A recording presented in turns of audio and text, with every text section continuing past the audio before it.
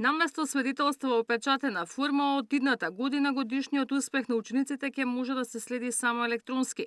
Не една година од водењето на Министерството, министерката Јаневска најавува дека кога масовно ќе се пушти новиот надграден електронски дневник, нема да се трошат пари за печатање на свидетелствата, освен за учениците кои ќе аплицираат за учење во странство.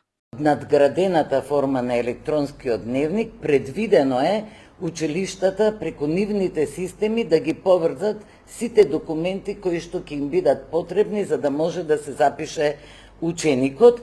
Искрено се надевам дека тој процес ќе успееме да го решиме за една година, затоа што всушност поврзувањето на електронскиот дневник со училиштата се уште во овој момент го тестираме.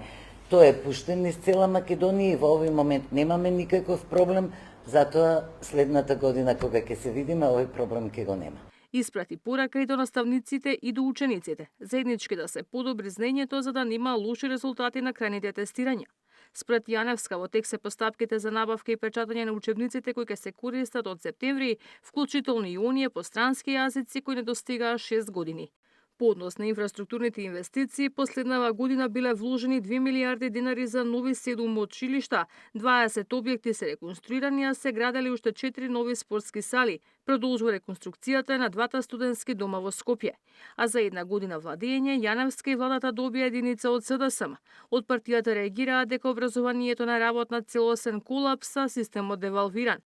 Дополнително министерката донесува закони без јавна дебата и без вклучување на засегнатите страни. Лицитира со бројки колку наставници ќе останат без работа, без понудени решенија. Трансформира работни односи по партиски клуч. Наместо квалитет, хаос. Наместо реформи, притисок и незнаење. Оваа образовна политика не заслужува пофалба, туку итна интервенција и одговорност.